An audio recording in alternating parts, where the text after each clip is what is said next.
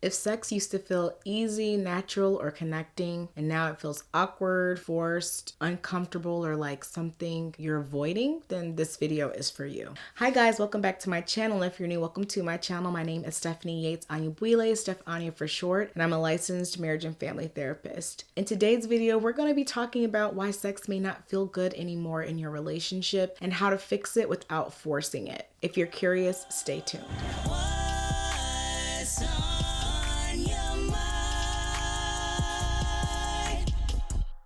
Before we get into the video, I want to take a second to thank today's sponsor, which is Arya. Arya is a very cool service that I'm excited to tell you all about, especially if you are at a point in your relationship where you are struggling with talking about sex with your partner. Arya provides you with a concierge that you both can talk to individually or as a couple via text about what your sex desires are, maybe what your fears are, your anxieties around sex. And your concierge is going to be using science-backed interventions to help you improve sexual intimacy and to help improve communication about intimacy. If you're looking for a bit more of a personal approach, this is a great option for you because you have your concierge who you can speak with. It's completely discreet. They don't know who you are. But what I really love is that they will curate a monthly premium box for you based around your conversations and things that could be useful for you as you try to improve your sex life. Over 250,000 people use Arya. And it's effective because it uses proven methods from experts in the field. Some of you may be familiar with Shan Budram, who is a sexologist, and she's Arya's chief intimacy officer. All you'll do is take a quiz, be matched with your concierge, and you can feel the difference yourself. I love talking about this around Valentine's Day because I think this is such a meaningful gift. By using the code on the screen, you can get $15 off of a membership through February 2026, so be sure to take advantage of this. Thanks again to Arya. Now, let's get back into the video.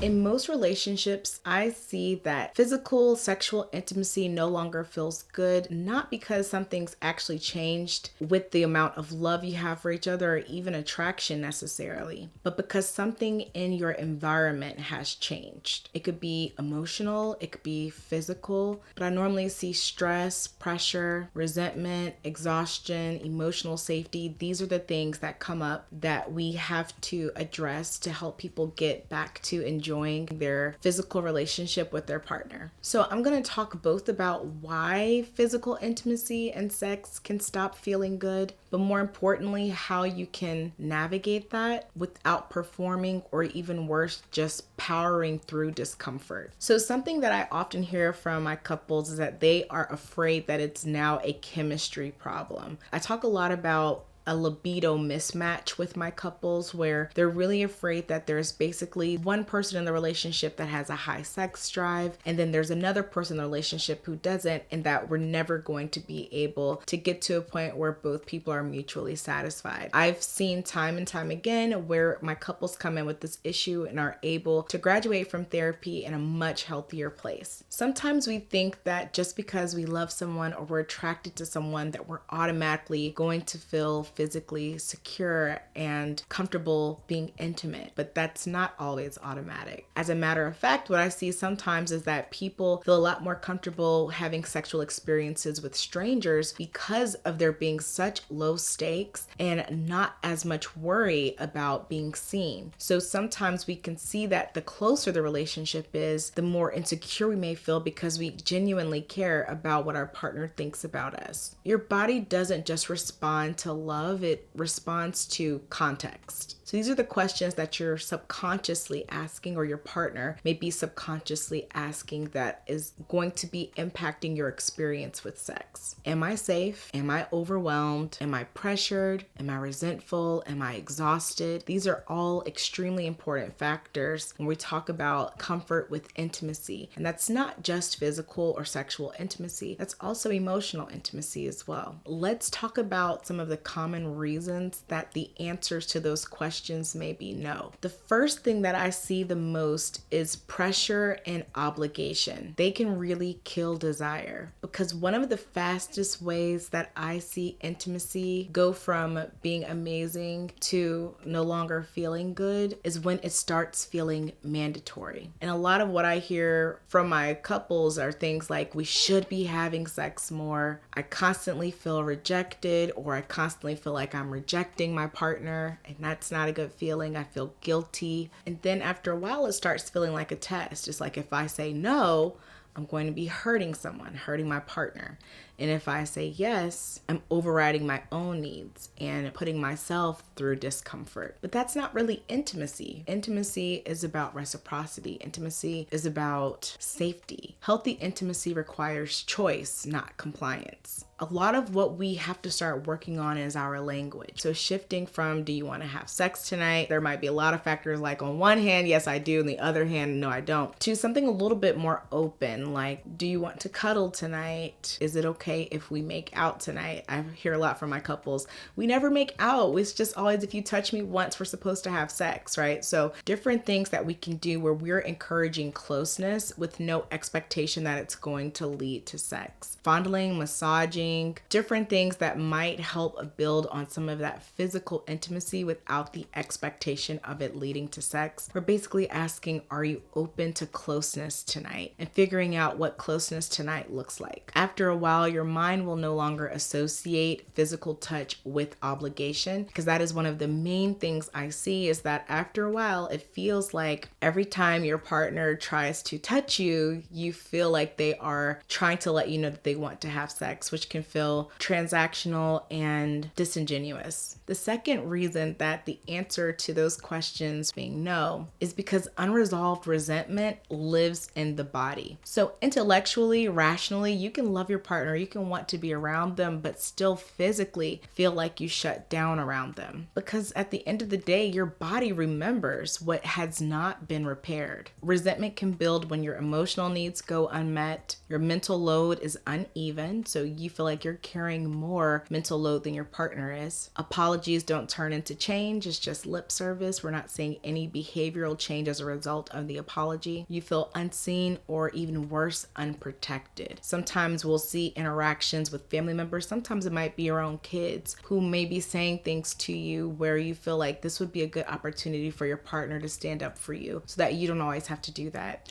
And when we see these moments where our partner is not protecting us, we don't necessarily feel safe enough to be physical with them, because we're not really looking at them in the light that we had maybe in earlier stages of our relationship, where we did view them as a protector. So the result that I see is that physical intimacy, sex, it starts feeling irritating, it starts feeling fake. The fix here is not going to be physical. A lot of the time I have couples come to me and they're expecting to just get the homework of have sex tonight or try this physical thing tonight. But if the damage is emotional, if the damage is mental, we need to work on that repair before physical intimacy is even an option. Emotional safety has to come first. And I actually have a video about how to build emotional safety. It's a very old video, but I still get comments on that video all the time. But sex does not heal resentment. Emotional repair is what makes physical intimacy possible. A big one that we're all familiar with is we're dealing with stress, burnout, and just no capacity. I see this for my couples who are going through a major life transition. If you just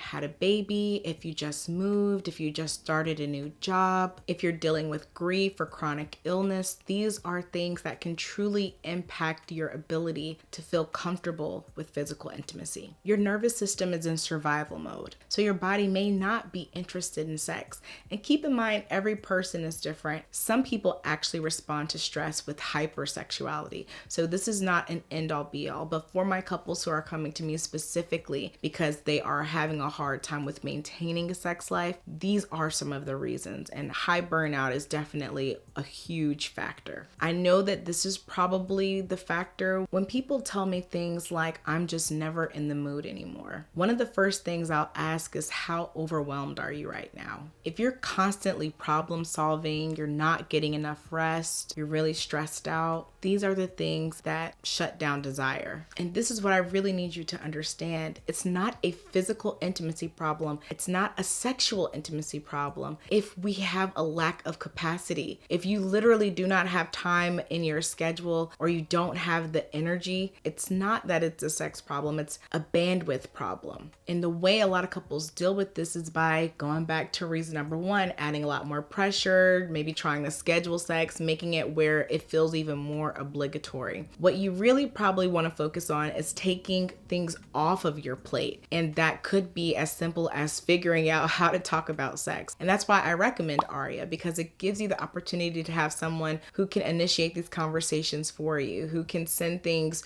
to your home for you. You know, you don't have to do all of this endless shopping, figuring out what can you do to fix your sex life. You have someone who has information where it's one less thing for you to worry about and have annoying conversations with your partner about. You can have more effective conversation because you have more tools and resources and support to get back to the sex life that you two are more accustomed to or dreaming of having. Another reason why sex may no longer feel good or not even be desired is because you're in that roommate phase. You're functional, you're coordinated, you're managing life together, you got your system, but actual connection is getting replaced with logistics. And I see this a lot with parents. We've got this schedule that we're working around. You know, you've got to take this kid to this sport, this kid to dance class. There's so many factors with who can eat what, and we've got our system going, we've got our family going, we've got our concerns about parenthood, but we're forgetting that outside of these kids, we're a couple, right? And that roommate phase can hit very sneakily and last for a really long time. Some of the things that can make it clear to me when I have a couple in the roommate phase is there's no flirting, no curiosity, no playfulness. And in that case, what happens is that sex feels very disconnected from who you are from day to day. Day to day, you guys are operating like business partners. You're managing so many things, and then you're supposed to turn to these two different people when it's time to be sexual. But it's hard to turn our brains off. I've had couples tell me that during sex, they'll remember something they're supposed to do and be like, oh, and don't forget to pick up XYZ during sex. Like, that is where our head is at. We're obviously not in the moment when we're thinking about our to-do list during sex. It's very hard sometimes to separate those two people once we get into the roommate phase. What I love about recognizing that a couple is in the roommate phase is that it doesn't require anything dramatic. There's nothing dramatic we have to do to address this. All you need to do is add more us time into your day. It could be even just 10 minutes. Something like sitting together without phones, for example, just actually catching up, connecting, touching each other while doing so. I love to encourage my couples to sit and hold hands and look into each other's eyes when they're communicating. If we only get 10 minutes of us time, let's make sure we're doing it as distraction free as possible. Or even if you have a show that you love to watch together, making sure that you're using that time to connect. Let's talk about the episode. What do we think is going to happen in this episode? Who do we think was in the right? Who do we think was in the wrong? Learning more about each other through this, maintaining that curiosity and caring about your partner's perspective, not using it as an opportunity to argue, but an opportunity to learn. Because sexual intimacy grows in environments where emotional connection already exists. Now let's talk about what I was talking about a bit earlier with that libido mismatch. We have the common pursuit and withdrawal cycle. This is something I really commonly see, especially for my couples where you have an anxious and avoidant pairing, but it doesn't have to be an anxious avoidant pairing. You have one partner who's wanting closeness more often and the other partner who's feeling really pressured or overwhelmed. So they start pulling away, and so that makes the other person chase, and they pull away and that makes the other person chase, and we just have this cycle over and over again where everyone is feeling dissatisfied, because at the end of the day, everyone feels rejected in that scenario. The mistake I see is that when couples are experiencing this, they want to talk logistics with me. They're like, let's talk about frequency. How often should we be having sex? And that's really the wrong question. The healthier question is, what kind of connection helps both of us feel safe and wanted? And so allow yourself to really explore all different types of closeness. It doesn't have to just be penetrative sex. That flexibility can lower tension enough for the desire to return naturally. So if we both agree that we love giving each other massages, maybe it's kissing enough in the relationship, just encouraging some of those other touches or other ways of connecting to just get out of that cycle of one person is wanting sex and the other person is not wanting sex. And we're getting into this very unhealthy dynamic. I won't get too graphic, but there are some sex acts that feel less invasive for certain people. So even talking more specifically about very specific sex acts so that you can figure out what type of touch makes us both feel wanted and not feel uncomfortable. Here's a big one, especially for my couples who have been together for a really long time. The reality is that our bodies change. And sometimes with that, we feel more physical discomfort when it comes to sex. It could be hormones. For a lot of my clients, it's the medication that they're on. Postpartum changes is a big one. Pain or discomfort if you have pelvic floor issues, that could be a factor, for example, or erectile dysfunction. And a lot of the time when my couples come to me, these are things that they're just trying to fight through, push through, or they're arguing about. But these are not things to push through. These are things to seek support for. You need medical interventions a lot of the time to really address these things. If you're on a medication that's affecting your libido, a lot of times there are alternative options if you want them, or you could see a physical therapist if you're dealing with pelvic issues, for example. You may need prescriptions to help enhance libido or vitamins. There are options to help improve what we're experiencing physically. So if you're dealing with any of those things or anything related, it's extremely important to seek professional help. And keep in mind that in a healthy relationship, you look at these problems as a team issue. It's not just one person needing to fix themselves for the sake of the relationship. It's us figuring out how can we together figure out what medications are going to work. How can I learn more about your body at this stage of life and how I can best support you in this relationship. It's not a personal flaw. Now let's talk about an intimacy reset. This is how couples can rebuild. Step one is let's remove expectations temporarily. For a short period of time, I want you to take where is this going question off the table. I don't want you to expect that we need to have sex this many days a week, or if I'm kissing my partner, that's me letting them know I want to have sex, or if my partner is helping me with the dishes, that means that they want to have sex. We want to take that idea of where is this going off the table for a short period of time. Step two, rebuild through low pressure touch. I've been talking a little bit about this throughout the video. Touch that asks nothing of you or your partner. Something as simple as holding hands, sitting close. I love longer hugs. Sometimes I tell my couples, just get a 1 minute, no distraction hug in once a day. That's all we can do right now. That's all we have time for. But a 1 minute hug can feel like forever. And I've actually had couples come back and say, by the 30-second mark, I was crying. That's how badly they needed that touch. That's how much they needed the support, that undivided attention. It's so special sometimes to be able to feel physically supported by our partner. And I love recommending longer hugs to accomplish that. Step three is to talk about intimacy without blame. So instead of being accusatory, like you don't want me anymore, or you're too busy for sex, say something that better reflects how you're feeling. So I miss feeling close to you. I don't want either of us to feel pressured, or I want this to be good for both of us. This is how intimacy can become more collaborative instead of stressful. And my couples do struggle with this. And I'll sometimes get emails or texts from them in the middle of the week between sessions, give me a long email about what they tried to say and how it came out instead. And that's why I love the concept of having your personal concierge, having someone you can text who can talk it through with you, maybe share with your partner what they're hearing. And keep in mind, again, it is discreet. They don't even know who you are. You can be so open with them like you might not be with friends or even your therapist, right? Sometimes in therapy, I find that my couples get a little embarrassed to talk about certain things. And I always tell them, look, my threshold is so high, you cannot embarrass me. But even in those contexts, it can be very nerve-wracking to really talk about what you're experiencing or sharing about your kinks, your fantasies without worrying about being judged. Whereas with your concierge who doesn't know what you look like, they don't know your name, they can learn more about you and help you communicate with your partner about the desires of your heart, the things that you're wanting to experience in your relationship sexually. Really great way to reset and reconnect. Long story short, if sex and physical intimacy has stopped feeling good in your relationship, you want to evaluate pressure, resentment, stress, emotional connection, desire mismatch, physical changes. When we talk about resentment, when we talk about stress, pressure, some of those things are going to be better discussed with a therapist.